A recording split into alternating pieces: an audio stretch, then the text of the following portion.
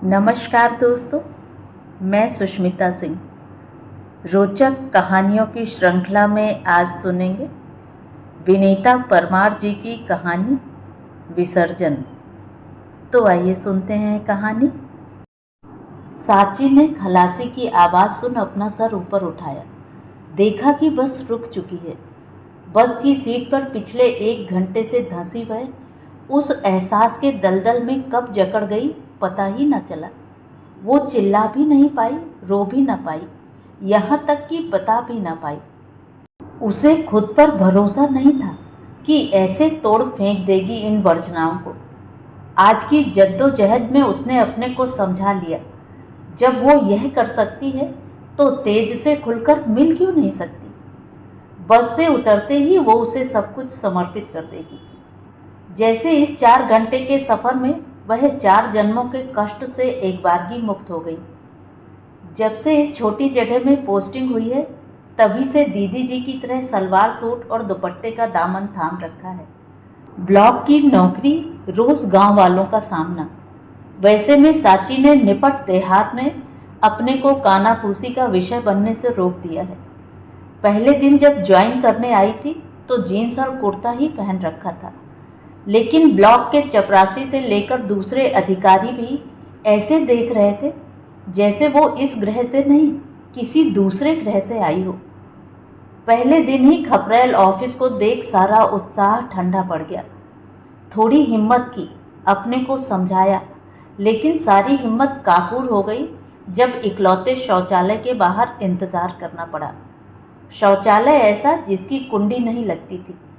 अंदर की पीली पड़ चुकी बाल्टी को दरवाजे के प्रहरी के रूप में खड़ा करना पड़ा।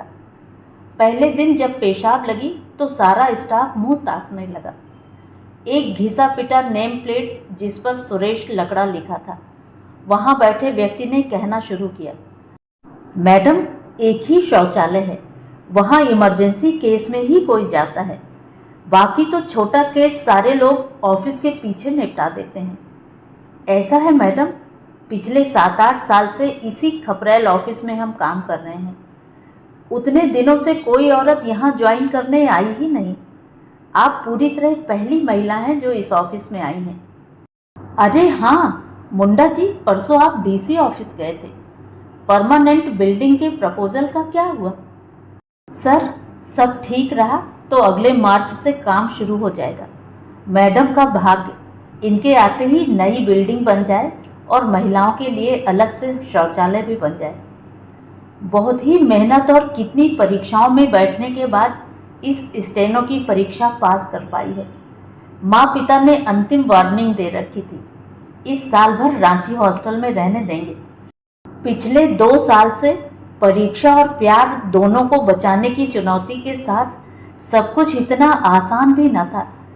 सांची से पहले उसके प्रेमी तेज ने बैंक ज्वाइन कर ली और सांची ने ब्लॉक में स्टेनो। तेज की पोस्टिंग वहीं रांची में हो गई और सांची की पोस्टिंग पलामू के एक प्रखंड मुख्यालय में। सांची अब हर आधे घंटे में अपने 2 रूपों को प्रस्तुत करती है। सुबह सुबह जब माँ का फ़ोन आता है तो वो ऑफिस की बड़ाई करते नहीं थकती है। मसलन, माँ, ऑफिस में सभी बड़े अच्छे हैं, अकेली लेडी होने की वजह से मुझे सब इज्जत देते हैं, बड़े बाबू तो बेटी जैसा मानते हैं, और तो और मुझे अब लंच बनाने की भी ज़रूरत नहीं पड़ती। माँ से बात करने के तुरंत बाद जब तेज का फ़ोन आता और सांची पूरी तरह उलट जाती। जाने किस जन्म का पाप है कि यहाँ पोस्टिंग हो गई, कैसे भी ट्रांसफ़र का जुगाड़ करो। आधे से ज़्यादा लोग ऑफिस घूमने आते हैं। वो मुंडा सर और लकड़ा सर के मुंह से इतनी बदबू आती है कि किसी काम के लिए उनकी टेबल तक जाने की हिम्मत नहीं पड़ती। सबसे ज़्यादा मुश्किल वॉशरूम जाने में होती है। जानते हो, मैं अब ऑफिस में पानी ही नहीं पीती। मन करता है एडल्ट डायपर ही पहन लूं। सांची की ऐसी बातें सुन तेज ठहाके लगाने लगता तो सांची कहती, हंस लो, जिस पर बीत रही है वह समझेगा ना। फिर भी किसी किसी दिन ज़ोर से वॉशरूम की तलब होती है तो भगवान भगवान करते घुसती हूँ। तेज से अपनी बात कह सांची खुद को रुई के फाहे जैसा महसूस करती। देखते देखते सांची को भी इस कार्यालय में काम करते 6 महीने बीत गए। आज फ़ोन पर बात करते हुए तेज ने पूछा, अच्छा यह बताओ, शौचालय में कुछ प्रगति हुई या नहीं? हुई है ना। शौचालय के अंदर अब बाल्टी के साथ एक स्टील का लोटा आ गया है। गैलरी और चारों ओर तहकीकात के बाद जब कोई नज़र नहीं आता तो सर्र से वॉशरूम में घुस जाती हूँ। फिर भी किसी के आने का अंदेशा बना रहता है तो थोड़े थोड़े अंतराल पर लोटा बजा देती हूँ। जिस दिन वॉशरूम जाना पड़ता है लगता है एक नरक पार कर निकल आई हूँ। पीली बाल्टी और चिक्कट फर्श का सामना नहीं करना चाहती हूँ। पीजी की वो रात कैसे भूल सकती हूँ। कॉलेज के वॉशरूम से इन्फेक्शन लेकर आ गई थी। ठहर ठहर कर वॉशरूम जाते जाते थक गई थी। बाद में तो ऐसा लगने लगा था कि यहीं वॉशरूम में बैठी रहूं। हाँ, आजकल संडास थोड़ा बहुत साफ रहने लगा है। मैंने स्वीपर को अलग से कुछ पैसे पकड़ाना शुरू कर दिया है।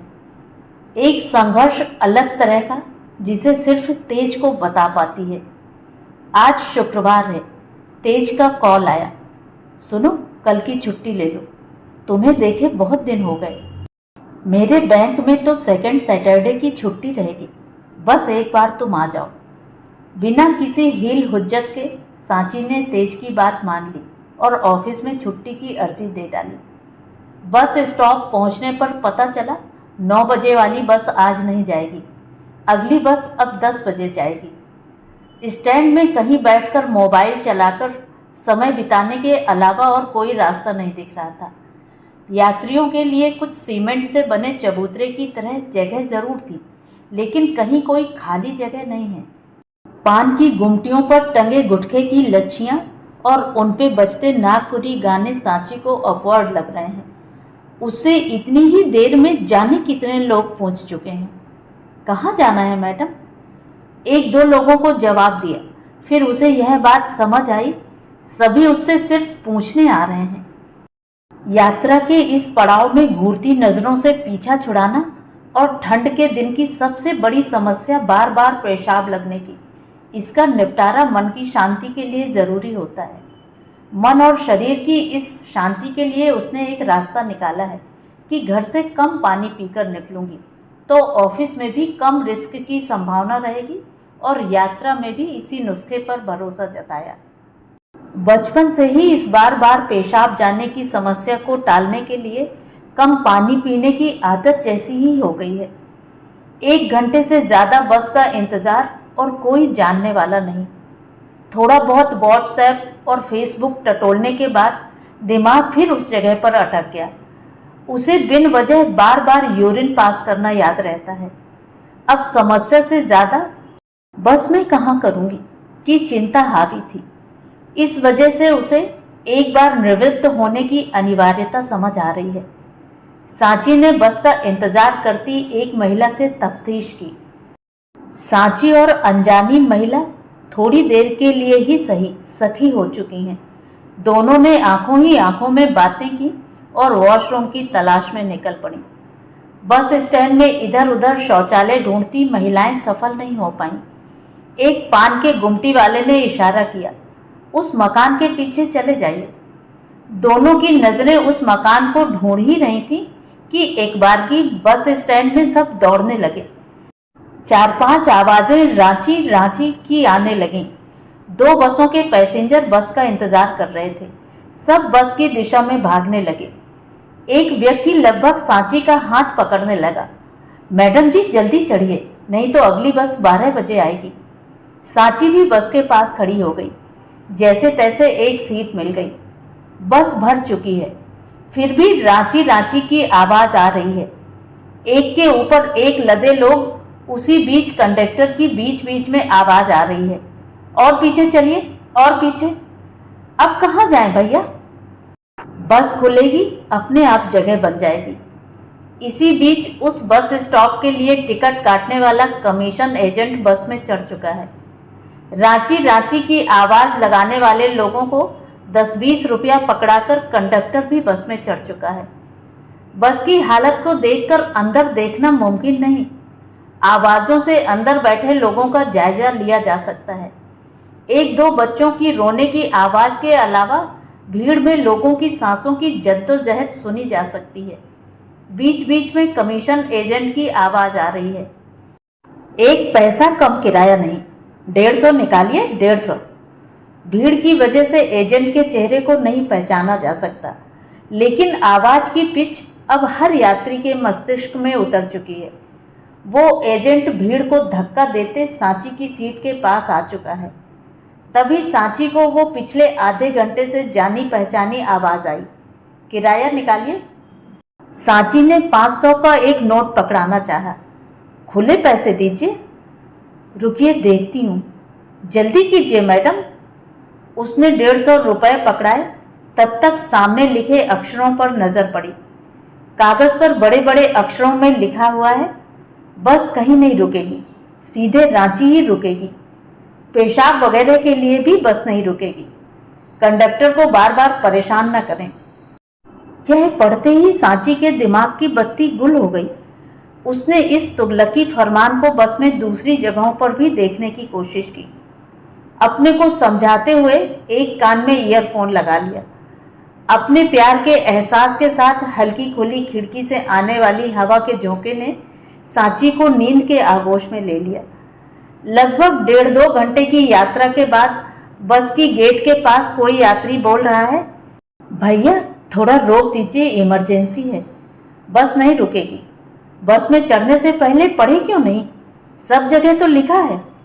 आपके 10 मिनट रोकने से हमारा टाइम छूट जाएगा। मालिक को कौन जवाब देगा? 2-3 यात्री और बस रोकने के लिए हल्ला करने लगे। खलासी की आवाज़ आई, आगे बस 5 मिनट के लिए रुकेगी।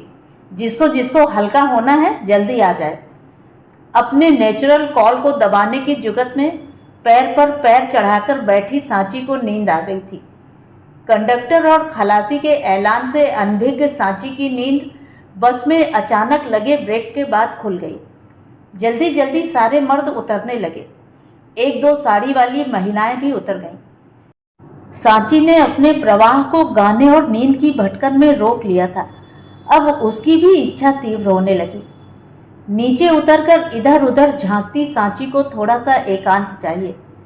आज इस लेगिंग्स के कारण इन मर्दों के बीच वो निवृत्त नहीं हो सकती। खलासी ने चिल्लाना शुरू किया, जल्दी चढ़िए, बस खुल जाएगी। अपने अंदर एक बौखलाहट, एक चिढ़ और सबसे सच कोई रास्ता न होना से गुस्साई हुई सांची खलासी की आवाज़ सुन फिर बस में चढ़ गई। मुंह दबाकर मन ही मन भुनभुनाती वो अपनी सीट पर बैठ गई। फिर वही भीड़ और सांची का गाना सुनने का उपक्रम। बस चल पड़ी। अब सांची का पेट लग रहा है कि फट जाएगा। यह बेचैनी सिर्फ और सिर्फ वही समझ सकती है। यह यातना एक लड़की होने की यातना या बस से यात्रा की सजा थी। अत्यधिक बेचैनी के शमन की चाह में सांची की आंख फिर लग गई।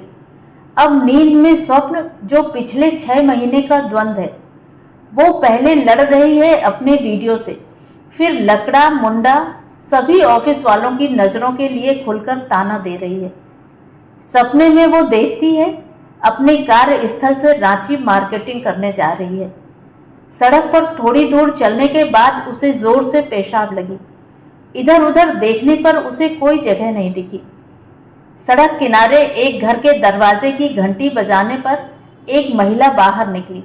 उनसे वो मनवार कर रही है, आंटी प्लीज़ मुझे बाथरूम जाने दीजिए।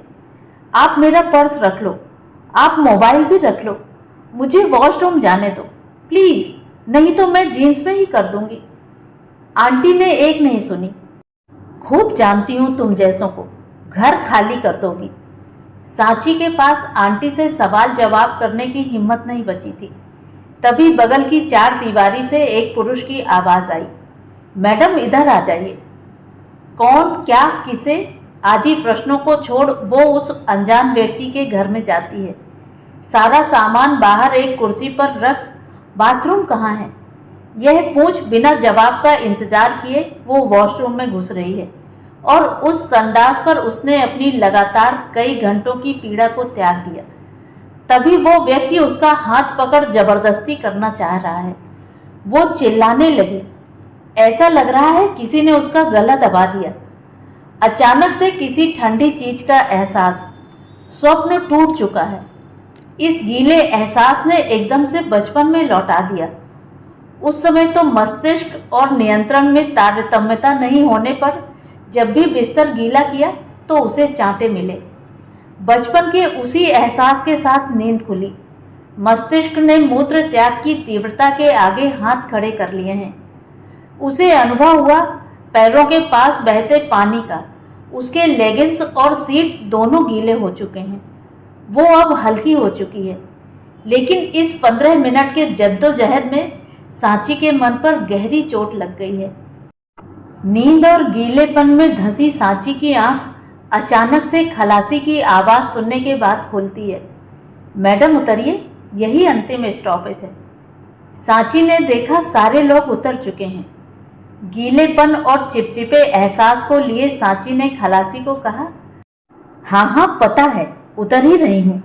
तुम्हारी बस समय से पहुँच गई ना, अब तसल्ली रखो। इसी बस से वापस तो नहीं जाऊंगी। सांची के इस व्यवहार से हक्का बक्का खलासी यह भी नहीं समझ पा रहा है कि मैडम किस बात पर गुस्सा दिखा रही हैं। मैडम जल्दी उतरिए, बस की सफाई भी करनी है। मात्र 20 मिनट का समय है मेरे पास। अपना समय रखो अपने पास। पैर पटकती सांची नीचे उतर गई। दूर खड़े तेज ने हाथ हिलाया। सांची ने नहीं देखा। सांची, सांची, चिल्लाता तेज उसके पास आया। अरे कितनी देर से आवाज़ दे रहा हूँ। अंदर ही अंदर उबलती वो तेज को चुपचाप देखती रही। तेज ने गर्मजोशी से हाथ पकड़ना चाहा।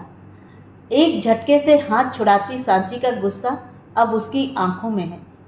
पिछले कई घंटों का गुबार उसकी आंखों में छलछलाने लगा। क्या हुआ तुम्हें? कुछ घंटे पहले तो फोन पर चहक रही थी। आंसू अब हिचकियों में तब्दील हो चुके हैं। सिसकती सांची कह रही है, बस तुम एक दिन के लिए मेरी जगह ले लो, सब समझ जाओगे। तो ये थी कहानी। कहानी आपको कैसी लगी कमेंट करके ज़रूर बताएं। और अगर मेरे द्वारा सुनाई हुई कहानियाँ आपको अच्छी लगती हैं और आप मेरे चैनल पर पहली बार आए हैं तो चैनल को सब्सक्राइब ज़रूर करें, लाइक करें और अपने दोस्तों और परिचितों में शेयर भी करें। बेल आइकन दबाना बिल्कुल भी ना भूलें। धन्यवाद।